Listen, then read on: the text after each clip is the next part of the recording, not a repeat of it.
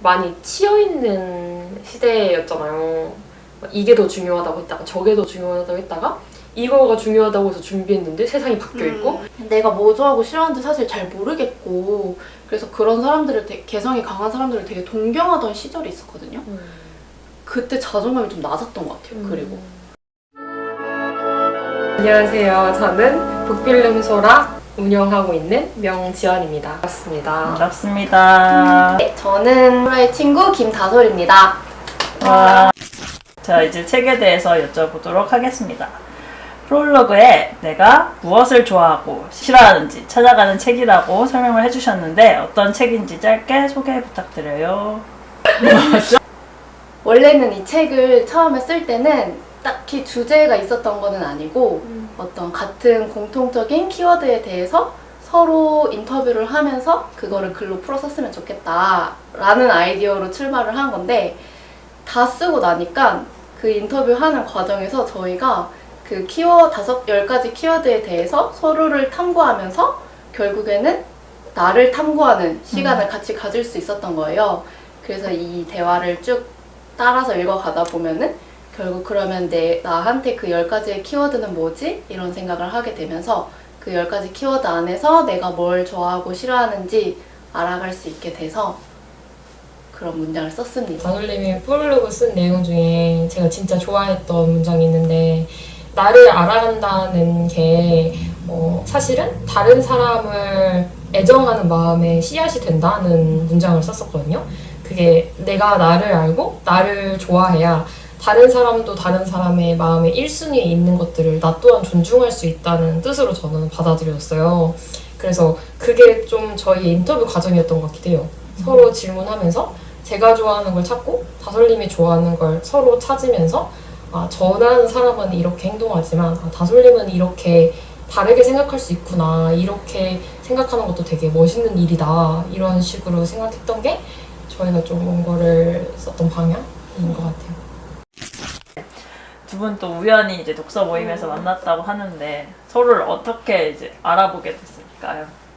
지연님이 저를 픽했어요. 아셨다. 저는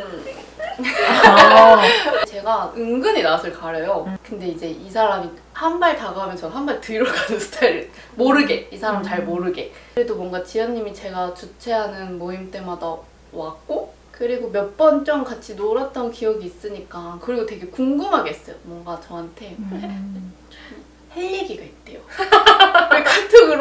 그래서 했는데 둘이 만났는데 더 뭔가 즐거운 느낌이 계속 받아가지고 부담 없이 자연스럽게. 다솔님이 막 맥주 마시고 막 이런 거 처음 봤을 때 나 좀 친해지긴 어려운 사람이다 라고 생각을 했는데 막상 대화를 좀 타고 들어가 보면 되게 공감 가고 비슷한 어떤 관점이나 태도 같은 게 항상 뭔가 하나씩은 있었고 균형에 대해서 우리가 얘기했을 때도 다솔님이 그때 처음 저한테 거의 개인톡으로 지연님 저도 약간 밸런스라고 맞아. 타투를 했다는 거예요. 맞아. 균형이 너무 중요한 가치라서 그리고 의 균형은 어떤 의미일까 너무 궁금하고 나 그때 처음으로 카톡 보냈다. 그런 뭔가 하나씩의 그런 약간 던져지는 궁금함이 저한테도 좀 있었던 것 같아요. 그래서 뭔가 이 사람이면은 되게 다 알지 못하지만 뭔가 되게 재밌게 시작할 수 있을 것 같다 이런 생각 들어가지고 같이 하게 됐던 것 같아요. 네, 그럼 세 번째 질문 하겠습니다. 서로 인터뷰 전 생각했던 모습들이 있을 텐데 서로에 대해서 근데 실제 인터뷰를 하고 나니까 이제 상대의 모습은 어땠는지 달랐는지 아니면 상상 그대로였다 뭐 이런 거. 저는 완전 그 책에도 쓰기는 했었는데 지연님이 진짜 조용하고 차분한 이미지였거든요. 그래서 제가 묘사한 부분이 있어요, 책에. 기억나. 그러면은 저는 파트너니까 독서 모임에 맨날 한 20분 정도 일찍 와서 앉아있거든요. 이렇게 앉아있으면 사람들이 들어오는 걸 봐요. 그래서 이렇게 보면서 저 사람은 어떤 사람일까 이런 생각을 하잖아요. 근데 지연님은 진짜 인사도 안 하고 이렇게 조용히 들어와요. 그리고 되게 자리에서도 약간 애매한 중간 자리 있잖아요. 되게 돋보이는 자리도 아니고 완전 구석도 아닌데 약간 애매한 자리에 앉아서 맨날 텀블러를 이렇게 들고 와가지고 이렇게 앉아요. 그리고 말을 먼저 안 했던 기억이 있어요. 그리고 가만히 있었거든요. 근데 너무 신기했던 게 말을 걸면은 엄청 조근조근 조리 있게 말을 잘하는 거예요. 그리고 알고 보니까 유튜브를 한다는 걸 이제 알게 됐는데 그래서 궁금해서 들어가 봤는데 조용한 사람인 줄 알았는데. 그러면 이제 이 정도면은 관종의 그 끼가 숨어 있다 어딘가에. 그래서 뭔가 내가 모르는 이 숨겨진 무언가 재밌는 요소가 있는 사람일 것 같다. 네. 인터뷰를 하면서 알게 된 거는 이제 생각보다 하고 싶은 게 많은 사람이었고 되게 숨어있는 열망? 열정 같은 게 되게 많은 사람이어서 뭔가 같이 해보면 재밌겠다. 그리고 저도 책을 되게 옛날부터 쓰고 싶었는데 용기가 안 나서 생각만 하고 있었는데 딱 지호님이 와가지고 책 같이 써보자고 했을 때 되게 왠지 같이 재밌게 할 수 있을 것 같은 거예요. 같이 하면 재밌을 것 같은데 하고 이제 친해졌는데 그 맥주를 마시러 갔던 자리가 있었는데 이제 술 마시는 거 별로 안 좋아해서 그런 자리에 가면 이제 제가 좀 항상 불편함이 있거든요. 지금은 너무 즐거워 보이는 거예요. 진짜 너무너무. 맥주 마셔서 그리고 다른 테이블에 되게 끝자리에 서로 앉아서 저는 저희 테이블에 있던 사람들하고 이 얘기를 했는데 다솔님이 저기 먼 테이블에 앉아서 엄청 맥주를 진짜 즐겁게 마시면서 너무 깔깔거리면서 웃고 얘기를 하고 있는 거예요. 근데 이제 그때 저랑 되게 먼 자리에 있다가 딱 눈이 마주쳤는데 다솔님이 저한테 괜찮냐고 물어보는 거예요, 입모양으로. 그 와중에 나를 또 챙기는 거야. 와, 이 사람은 되게 좀 사람을 진짜 잘 다루는 사람인 것 같다. 그러니까 제가 어떤 부분이 불편하다고 특별히 그 당시에 친하지 않았기 때문에 얘기한 적이 한 번도 없었는데 직감적으로 느끼는 사람이더라고요. 저한테 다솔님은 되게 딱 그 이미지가 강했어요. 사람들을 되게 잘 대하고 누구랑 만나도 엄청 즐겁고 항상 이 사람은 좀 약간 해피바이러스 같은 사람이구나. 근데 막상 인터뷰를 하고 나서 즐거운 일만 있었던 사람이 아니거든요, 이 사람이. 되게 잘 해결하면서 왔던 그 경험이 있어서 사람에게 맞는 되게 필요한 모습으로 대해주는 사람이구나, 이 사람이. 이런 생각 되게 많이 하고. 아니 나는 관종일까 이런 얘기했는데 무슨 칭찬을 이렇게 정말 머쓱하네요. 아니 근데 뭐 그랬다. 스타일밖에 없긴 했다. 더워요. 너무 흥분했어. 칭찬 때문에 더우신가 봐요. 그러면은 책을 쓰면서 이제 인터뷰하는 책이었기 때문에 가장 인상적인 대화는 무엇이었는지. 거의 매화 엄청 다 기억에 남긴 하는데 되게 쓰면서 어려웠던 부분이 있었는데 사랑의 힘이 센가에 대한 그 정의를 찾는 과정이 있었거든요. 근데 그 대화를 우리가 이게 인터뷰를 하다 보면은 시간이 계속 흐르잖아요. 그러니까 인터뷰했던 걸 글로 썼는데 쓰고 나니까 안 맞는 거예요, 앞뒤가. 그래서 다시 인터뷰를 했는데 사랑의 힘이 세다라는데 그 세다가 파워인지 오버컴인지 그 개념을 우리 둘이 막 한밤중에 전화로 엄청 오랫동안 토론을 한 적이 있었거든요. 그 뭐였지? 그냥 이런 대화는 친구들하고도 잘 안 하잖아요. 친한 친구나 뭐 연인하고도 이렇게 깊게 대화가 안 들어가는데 이게 지연님을 독서 모임에서 만났고 그런 얘기를 쉽게 할 수 있었던 경험이 있으니까 그냥 이렇게 인터뷰하는 대화도 되게 그런 걸로 깊이 잘 들어가는 거예요, 한 번에. 그때가 좀 기억에 남았던 것 같아요. 인터뷰 사이에 단편 에세이를 넣으셨더라고요. 그래서 인터뷰 하다가 에세이 나오니까 갑자기 다시 집중이 되더라고요. 몰랐던 건 좀 더. 다행이다. 네, 저는 그래서 좋았었는데 뭔가 이 의도된 건가? 이런 궁금함이 있었어요. 저는 블로그에 에세이를 종종 올렸었고 어떤 주제, 어떤 키워드 단어에 대해서 쓴 에세이글을 종종 올렸었고 또 지연님하고 같이 에세이를 쓰는 연습을 막 했었는데 그래서 이제 이 인터뷰가 나오게 된 게 결국 그 에세이에서 출발한 것들도 있어가지고 약간 연관돼서 넣으면 재밌겠다 이렇게 생각한 것 같아요, 자연스럽게. 저는 다솔님 블로그에 쓴 그 짧은 글들이 되게 인상적이었던 것들이 지금 책에 실렸거든요. 이거 너무 좋아요. 막 제가 되게 그랬었어요. 그래서 신짠 싫어하는 것들 평균 둘 다 제가 약간 좀 빅팬이었어가지고 그 두 개의 글이 일단 저는 너무 좋아서 싫으면 안 되냐 이런 얘기를 했었고, 제가 썼던 글 같은 경우에는 저는 두 개 다 독서 모임에서 썼던 글이에요. 그렇구나. 마지막 편에 그 회색이 좋은 우리의 30대라는 에세이는 다솔님하고 같이 다솔님이 이제 쓴 번개를 열어줬을 때 그 글을 썼는데, 저는 그 글이 사실 그렇게 좋다는 생각을 못 했었거든요. 근데 다솔님이 그때 처음으로 저한테 지연님 이 글 너무 좋아요 이랬었어요. 그 전에는 그렇게까지 피드백을 안 줬었는데 그래서 이건 싫어야겠다. 진짜. 그때 색깔에 대한 주제로 쓰는 거였는데 그 글이 1시간 만에 쓴 거거든요. 근데 이건 1시간 안에 나올 수 있는 퀄리티가 아닌 거예요. 그래서 이런 글을 쓰다니 이러면서. 서로가 약간 픽해준 거네요. 서로의 에세이를. 맞아. 티저 영상에서 두 분의 MBTI를 이야기해 주셨는데, 책을 쓰면서 성향이 같고 다름에서 오는 재미가 있었나요? 님은 INFJ. INFJ, 다솔님은 ESFJ. 예요. FJ만 똑같군요. 보자는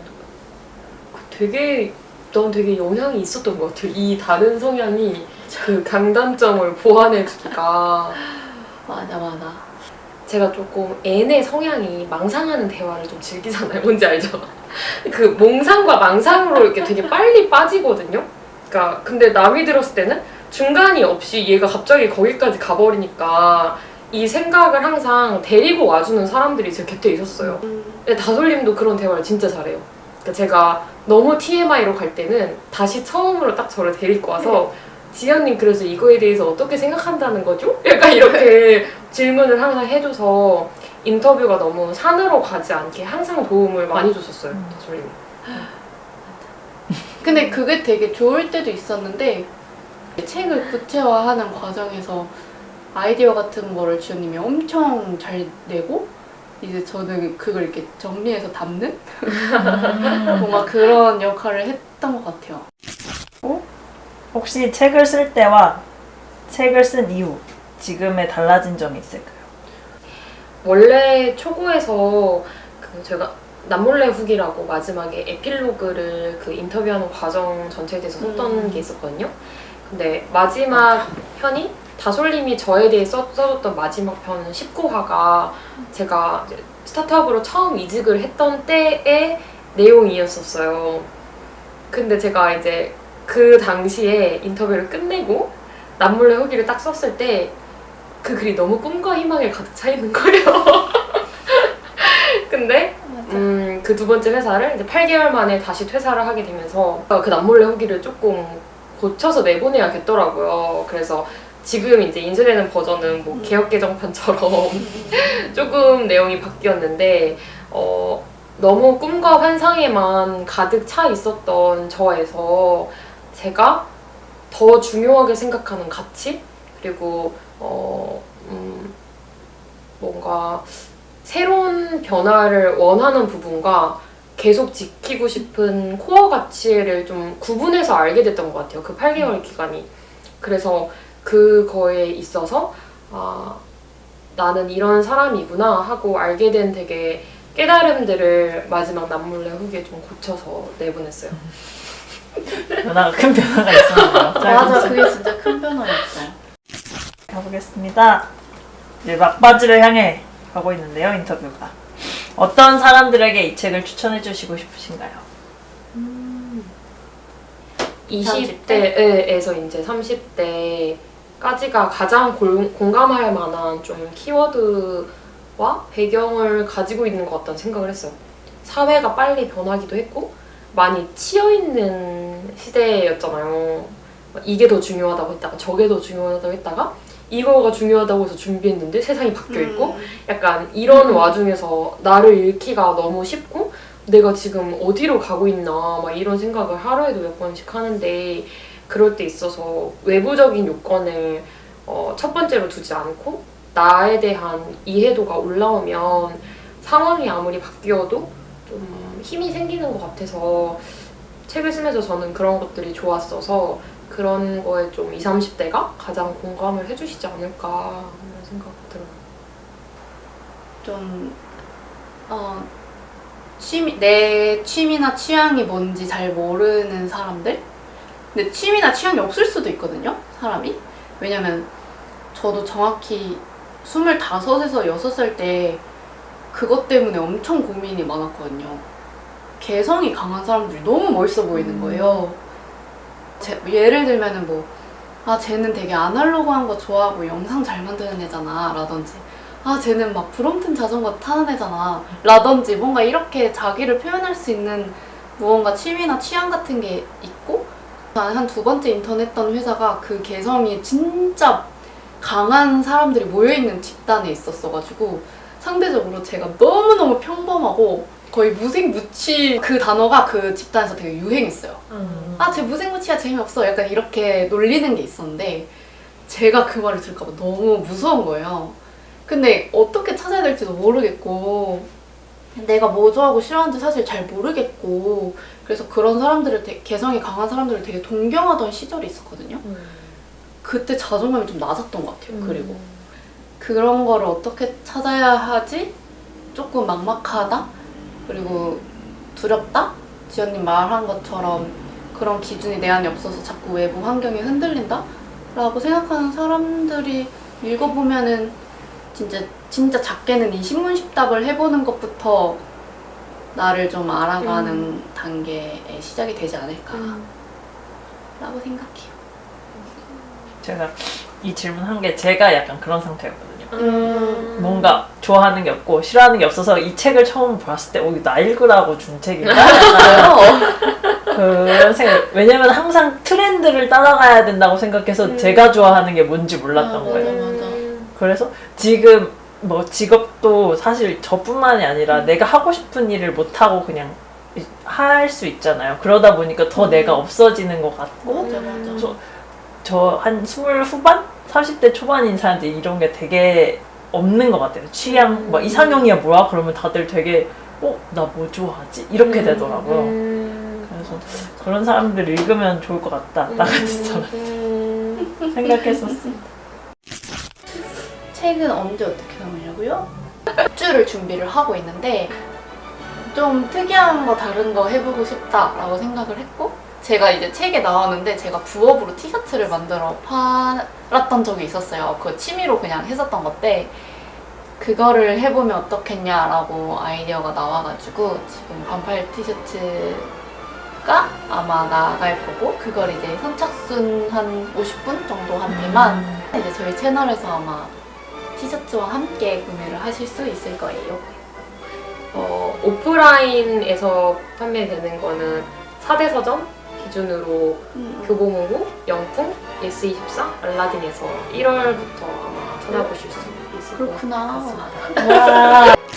2030 세대 분들이 공감을 많이 해줄 수 있는 책인 것 같고, 내 취미나 취향이 뭔지 몰라서 좀 고민을 하고 계시는 분들한테도 힌트가 될 수 있는 책일 것 같습니다.